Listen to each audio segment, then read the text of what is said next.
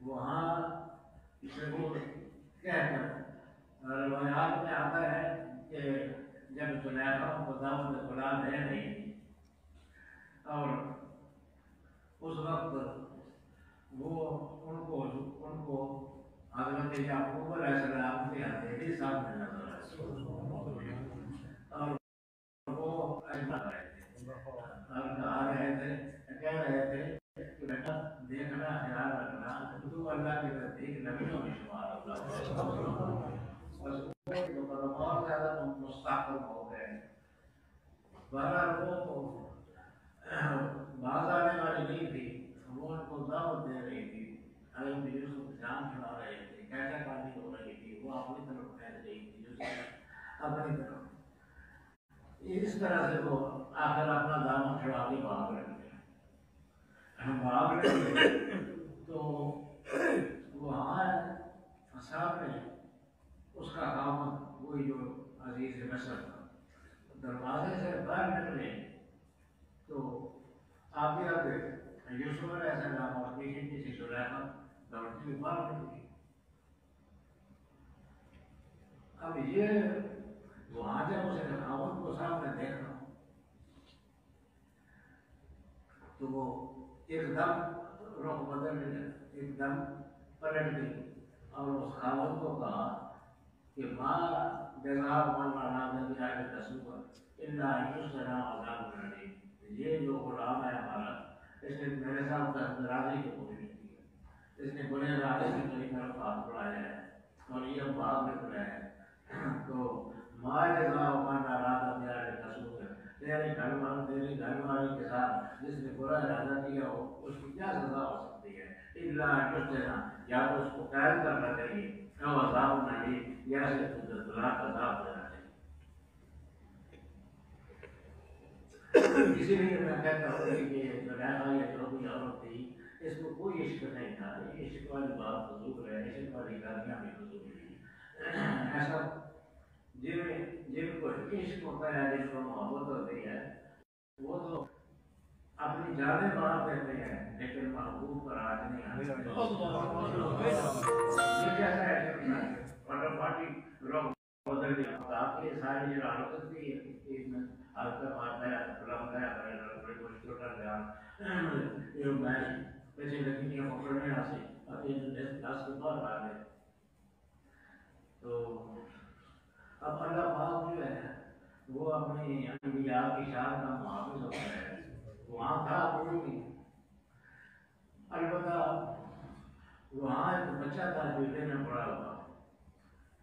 اس نے ایک شہادت پیش کی, وہ واقعاتی شہادت پیش کی اور دلیل پیش کی اپنے موضوع پر. اس نے کہا کہ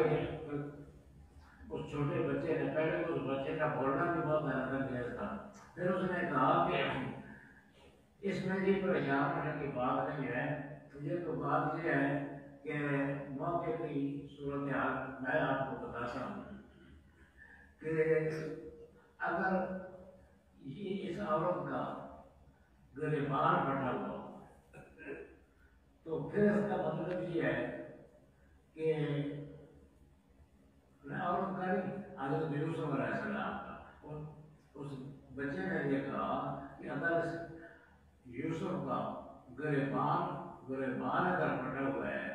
تو اس کا مطلب یہ ہے کہ عورت سچ کہتی ہے. اس کا مطلب یہ ہے گریبان پھٹا ہونے کا کہ یوسف علیہ السلام آگے بڑھ رہے تھے اس کی طرف اور وہ پیچھے ہٹا رہی تھی. اسی کشمکش میں اس کا دامن اور اس کا گریبان پھٹ گیا, چیر گیا. یہ اس کا یہ مطلب ہوگا کہ یہ عورت جھوٹ بولتی ہے. اور اگر یہ اس طرح سے ہو کہ دامن پیچھے سے پھٹا ہوا ہو تو اس کا مطلب یہ تھا کہ یوسف سچ بولتا ہے. اس کا مطلب یہ ہوگا کہ یوسف سچ بولتا ہے, کیونکہ اس کا مطلب یہ ہوگا کہ یوسف بھاگ رہا تھا اور یہ پیچھے سے پھینک نہیں ہوا. تو آپ اس طرح یوسف کے گریبان کو دیکھ لیں اور اس کے دامن کو دیکھ لیں. اگر گریبان پھٹا ہوا ہے تو پھر عورت سچ کہتی ہے, اگر دامن پھٹا ہوا ہے تو پھر زلیخا سچ کہتی ہے. تو وہاں واقعی صورت حال یہ تھی کہ یوسف علیہ السلام بھاگ رہے تھے اور اس نے پیچھے سے پکڑ کے پھینکا تھا، ہم اس میں دامن پھٹ گیا تھا، تو اس نے دیکھا کہ دونوں منظر دیکھے تو اس نے کہا قال انه لكاذب، یہ تم آپ کا فکر ہے، میں کاذب ناظر، بے شک تمہارے مکرمات ہوتے ہیں۔ بہرحال اس کو پتہ چل گیا کہ یوسف علیہ السلام کے قصور ہے۔ بہرحال میں یہ کہتا ہوں کہ یہ عاشق عشق کی روایات تھی، وہ حقیقی عشق جو تھا صحابہ کرام کو تھا، حضور صلی اللہ علیہ وسلم وہاں پہ اس صاحب نے مقتل میں دار پر لٹکانے کا انتظام ہو رہا تھا، اور ان سے ایک آدمی پوچھ رہا تھا حضرت زید سے کہ دیکھو کہ اگر اس وقت تم کیسی تکلیف میں مبتلا ہو، اگر اس وقت ایسا ہوتا کہ محمد ہمارے قابو میں ہوتا اور ہم اس کو یہاں پر پھانسی دے رہے ہوتے اور تم چھوٹ جاتے تو کیا مزے کی بات نہیں تھی، کیا خوشی کی بات نہیں تھی؟ اس نے کہا یہ تم ایک جان کرتے ہو، ورنہ ایسے 100 جانے ہوں تو ہم بعد میں اور یہ بھی دوبارہ نہیں کریں کہ محمد صلی اللہ علیہ وسلم کے قوم میں ان کے تنے تو کانٹا چل جائے، یہ بھی ہمیں دوبارہ نہیں ہے، ہم جاتے ہیں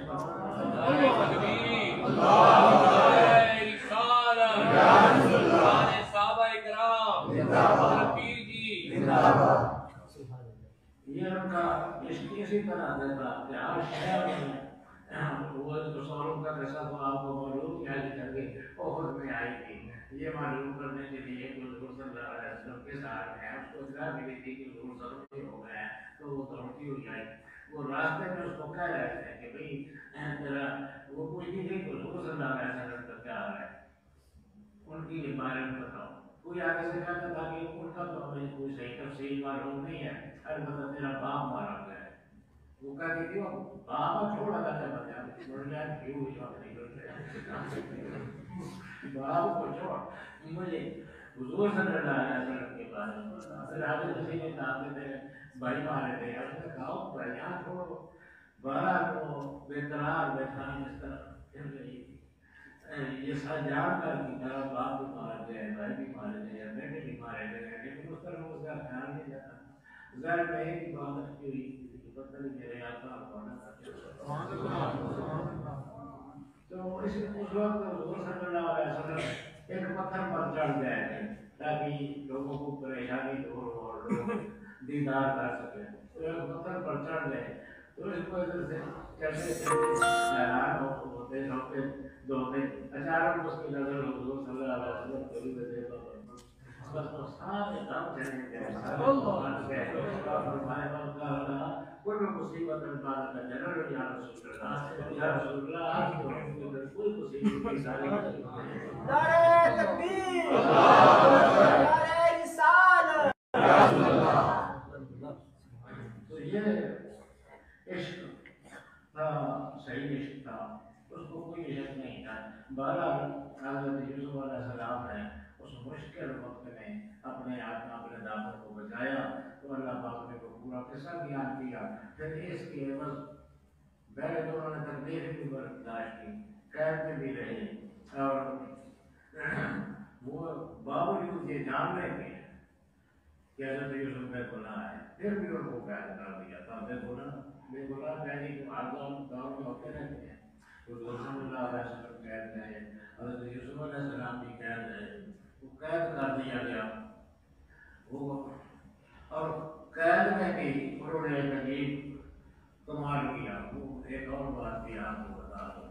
انہوں نے وہاں جہاں پر قید تھے تو وہ بزرگ کو قید تھے، انہوں نے قید کو خانقاہ بنا دیا تھا، حضرت یوسف علیہ السلام قید تھے تو وہ سارے لوگوں سے مسئلے پوچھنے کے لیے آتے تھے اور اپنی پریشانیاں بیان کرتے تھے، تو دو آدمیوں نے خواب اپنا بیان کیا، ایک نے کہا کہ میں دیکھتا ہوں کہ میں اپنے سر پر ٹوکری اٹھائی ہوئی ہوں روٹیوں کی جیسے گردے کھا رہے ہیں، اور دوسرے نے کہا کہ میں نے اپنے آپ کو دیکھا ہے کہ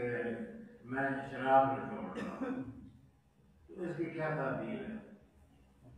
اور میں تھوڑی دیر تک تعبیر بتا دیتا ہوں، اور پھر انہوں نے ایک بڑی نصیحت آموز گفتگو کی، قرآن شریف میں وہ بیان کی ہے کہ کیا انہوں نے کہا، وہ بڑی نصیحت۔ پھر بعد میں انہوں نے جو تعبیر بنائی، وہ تعبیر انہوں نے یہ بنائی کہ وہ جو کہتا تھا کہ میں شراب میں چھوڑ رہا ہوں، تو فرمایا کہ تو جو شراب میں چھوڑ رہا ہے اس کی تعبیر یہ ہے کہ تو پہلے بھی بادشاہ کی ساتھی گری کی خدمت کرتا ہوں، اس کو پلایا کرتا تھا شراب وغیرہ دوسری چیزیں، پھر تو اسی خدمت پر متعین ہو جائے گا، بحال ہو جائے گا۔ اور دوسرا جیسے سر پر ٹوکری اٹھائی ہوئی تھی روٹیوں پر، اس کے بارے میں بڑا محکمات فیصلہ سنایا، فرمایا کہ تیرا یہ جو مسئلہ ہے نا، تم نے جو کام دیکھتے ہیں یہ خطرناک کام ہے، اس کا مطلب یہ ہے، یہ تعبیر میں یہ ہوتا ہے دوستوں کو کوئی اچھی چیز نظر آتی ہے، بس دفعہ اس کی تعبیر خراب ہوتی ہے، اور کبھی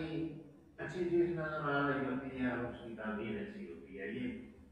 خواب کا بہت پیچیدہ علم ہے،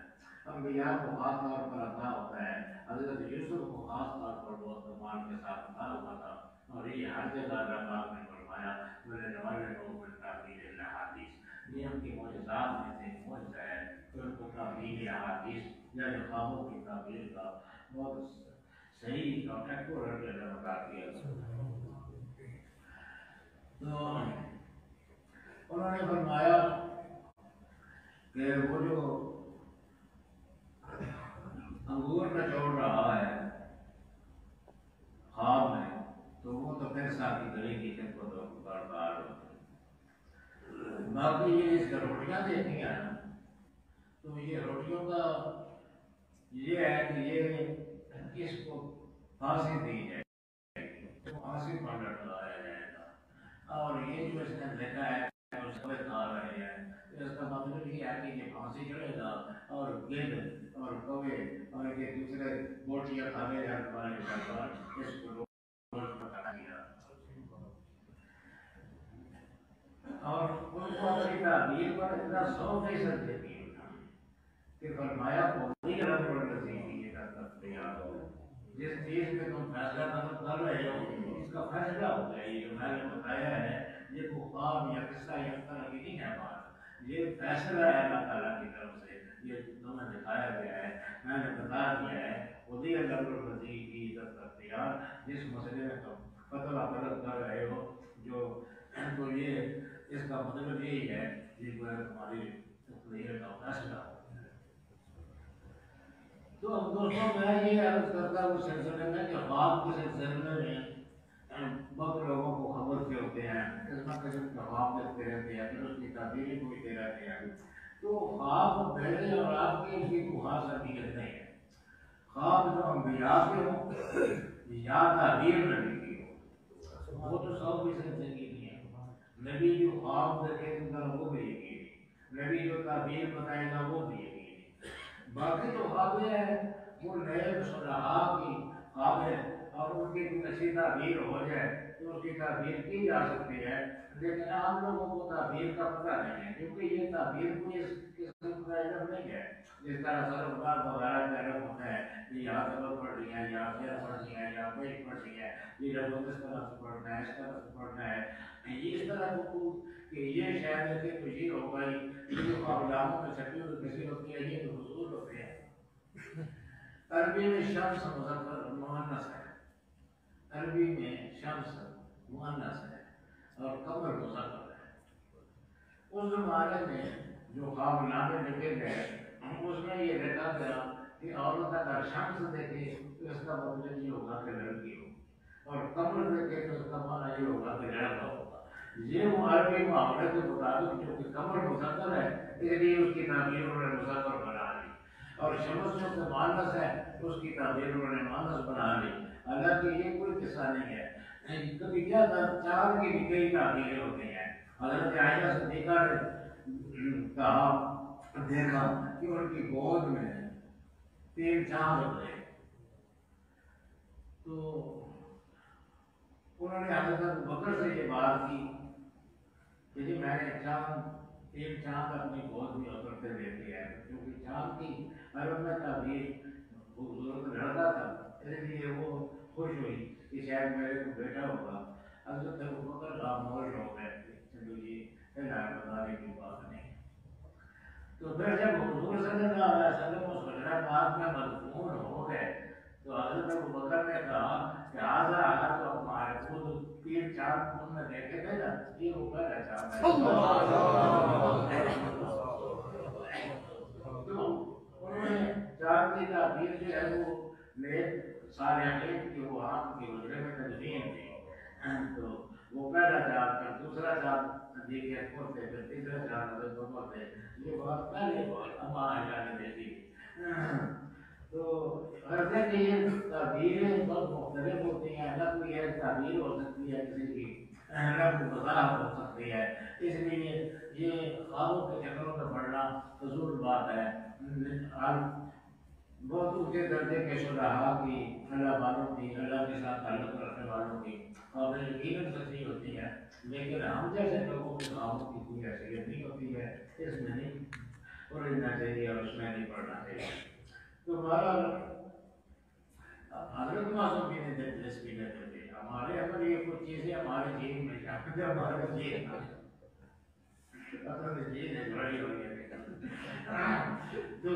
ہمیں بھی حضرت معصوم آپ تو بعد میں دیکھتے ہیں کہ نشب پرستہ کہ حدیث خواب گویا رات میں آپ خواب مذاق خواب گویا۔ اکثر یہ بات ہے کہ خواب کی جواب میں لکھا ہوتا ہے کہ میں نہ تو خود رات ہوں اور نہ رات کا پرستش کرنے والا ہوں، میں شب پرست، میں خود شب ہوں اور میں کسی شب کی پرستش کرنے والا ہوں۔ پھر حدیث خواب گویا کہ میں خواب کی باتیں کرتا ہوں، غلام آفتاب، میں تو آفتاب کا غلام ہوں، مدنی آفتاب کا غلام ہوں، تو غلام آفتاب ہم آفتاب کا غلام ہم آفتاب ہی کی باتیں کریں۔ نعرہ تکبیر، نعرہ رسالت، نعرہ صدر الاولیاء۔ تو اس لیے دوستو آپ بھی اس چیز کا خیال رکھا کریں کہ دوستو آپ کو چکروں میں نہ پڑے کریں، اور نیک لوگوں کی خواب یقیناً اہمیت رکھتی ہے، سارے لوگوں کی خواب بہت اہمیت رکھتی ہے، خاص یقینی ہوتی ہے، بلکہ وہی ہوتی ہے روزہ القیامت پر نبی جو خواب دیکھتا ہے وہ وہی ہوتی ہے۔ حضرت ابراہیم علیہ السلام کو خواب میں نہیں بتایا گیا تھا بیٹے کے ذبح کرنے، انہوں نے اس کو وہی سمجھا اور بیٹے کو لے کر چل دیے ذبح کرنے کے لیے۔ انبیاء کے خواب وہی ہوتے ہیں، اور انبیاء کو تعبیر بتا دے جس طرح یوسف علیہ السلام نے بتائی وہ بھی ساری کی ساری وہی ہوتی ہے۔ اس کے علاوہ باقی نیک آدمی کے خواب ہو سکتا ہے ایسے ہی ہو، نہیں ہو سکتا ہے یہ بھی نہ بھی ایسے ہو، تو بہرحال ہمیں اس چیز کا احتیاط کرنا چاہیے۔ اور میں مختصراً بات لمبی ہو گئی ہے، مختصراً عرض کر دوں کہ حضرت یوسف علیہ السلام کو بڑے مقام کی شخص ہے نبی، ہم کو یہ ایسا اگر انہوں نے کیا تو یہ بہت غیر معمولی بات ہے، لیکن بہرحال وہ نبی تھے، حضور صلی اللہ علیہ وسلم کے والد ماجد، وہ تو نبی نہیں تھے، اس لوگوں کو دین بھی نہیں آیا تھا، اسلام بھی حضور صلی اللہ علیہ وسلم کے آنے کے بعد آیا۔ ایک عام آدمی تھے اس زمانے میں جب وہ شادی کے لیے جا رہے تھے تو ایک عورت تھی جس نے سابقہ کتابیں پڑھی تھی، اس نے کہا تھا کہ آخری نبی جو آئے گا اس کی یہ علامتیں ہوں گی، تو وہ اچانک اس نے حضور صلی اللہ علیہ وسلم کو وہاں عورت لے کے دی، قتیلہ نام تھا اس کا، یہ قتیلہ کا یا رقیقہ کا مختلف نام ہے، وہ اس راستے میں رہتی تھی جس راستے میں حضرت عبد المطلب اپنے بیٹے کو لے کر آمنہ کے گھر جا رہے تھے شادی کے لیے۔ تو اس نے جو دیکھا وہ اس عورت نے جیسے پہلی کتابوں میں آخری نبی کی نشانیاں دیکھ رکھی تھی، تو وہ سمجھ گئی کہ یہ تو وہی نبی جا رہا ہے، تو وہ ان کے ساتھ وصال کے چند لمحے گزارنے کے لیے ہر قسم کی قربانی دینے کے لیے تیار ہے۔ عام طور پر اس قسم کے مقابلے مردوں کی طرف سے ہوتے ہیں، لیکن اس نے عورت ہو کر یہ کہا کہ اگر تم میرے ساتھ ایک رات گزار دو تو اس کی عوض میں تمہیں 100 اونٹ دو۔ 100 اونٹ عرب کے میں اپنی بہت قیمتی ہیں، اس وقت بھی بہت قیمتی تھے۔ 100 اونٹ کو دے دوں گی میں، ایک رات کو میرے پاس گزار۔ تو اس وقت نہ کوئی دین تھا، نہ کوئی شریعت نبی تھی، نہ کوئی اور بات تھی۔ اس کے باوجود انہوں نے بتایا اول حرام فرمات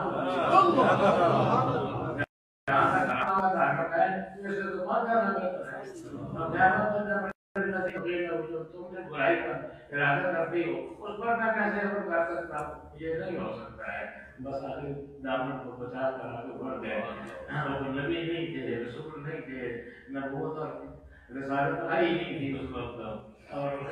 ایک عام آدمی تھے، لیکن چونکہ حضور صلی اللہ علیہ وسلم کے جد امجد تھے، اس لیے حضور صلی اللہ علیہ وسلم کے بارے میں ماننے کے لیے اللہ پاک نے یہ دوبارہ نہیں کیا کہ وہ ذرا سی بھی کسی آدمی سے ساتھ کو رکھو۔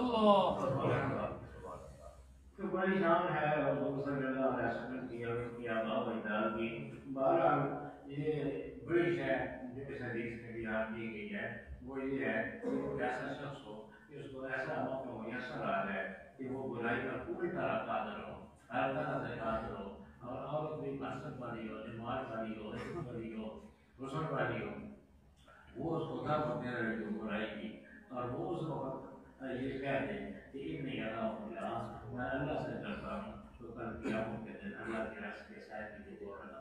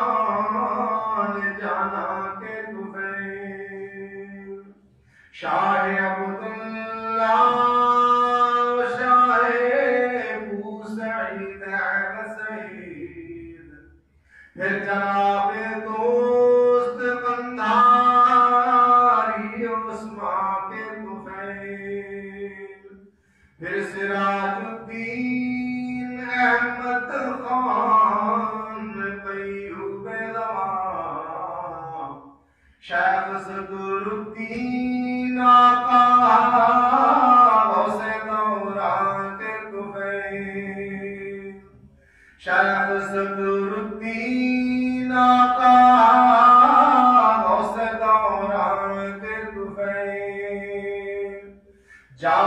دو عالم کے منظور نظر سیرت گار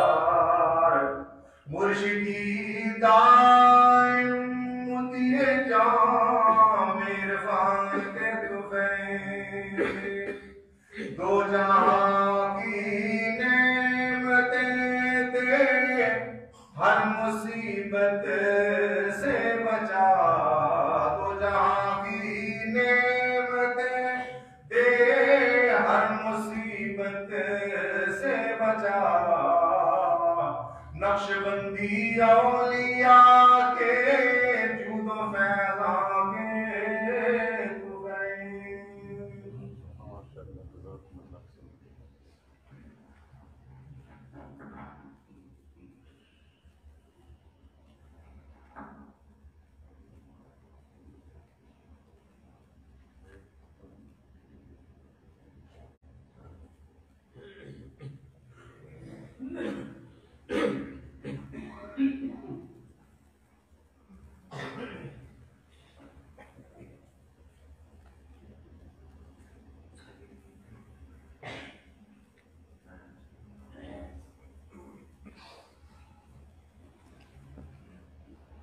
طفیل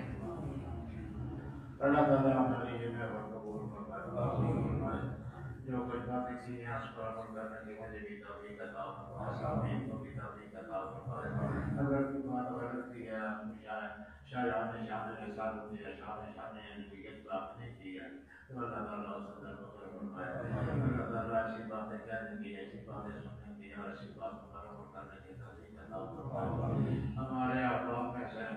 خدا کے لوگ دنیا سے رخصت ہو چکے ہیں مطلب بیمار ہیں ابھی تاریخ سے ہم نے بتایا ہے کہ ان کی آئینہ مسیح جیسے بیمار ہیں شدید اللہ پاک کو شفا عطا فرمائے ہر معصوم شخصیت کے دربار کی کافی عرصے سے بیمار ہیں ان کے لیے بھی دعا فرمائے اللہ تعالیٰ کو شفا عطا فرمائے چاہے لطیف صاحب دنیا سے رخصت ہو گئے ہیں اللہ پاک ان کی مغفرت فرمائے اللہ پاک کو درجات عالیہ نصیب فرمائے آج اس محلے میں الیاس بھائی کی والد موت ہو گئے ہیں ان کے لیے بھی دعا کریں اللہ پاک ان کی بھی مغفرت فرمائے ان کو درجات عالیہ نصیب فرمائے ہمارے ساتھ تمام ایسا ہوتا جو دنیا سے رخصت ہو گئے اللہ پاک ان کی موت کر کے کاملہ سارا شاملہ ان کو نصیب فرمائے ان کے درجات بلند فرمائے اور ان کو اپنے آپ کے سارے سن نصیب فرمائے ہمیں نیک اور صالح عمل کرنے کی توفیق عطا فرمائے اس شدید سردی کے موسم میں جو لوگ محبت اخلاص کے ساتھ اور اس میں شمولیت کے لیے باہر سے آئے ہیں اللہ پاک سب کی عادت سے قبول فرمائے سب کی مراد پوری فرمائے سب کو جو کی تمنائیں ہیں اللہ ان کے تمنائیں پوری فرمائے یا رب مصطفیٰ مطلب بات کرنا اے ہمارے رب مصطفیٰ کے ذریعے ہمیں اپنے مقاصد میں کامیاب فرما جو پہلے ہم سے ہو چکا ہے اس کو معاف فرما یا ہمارا شیخ کرمی ہے وسیع کر ہمارے رب ہمارا اپنے کرم کی چاہت میں صلی اللہ علیہ سیدنا مولانا محمد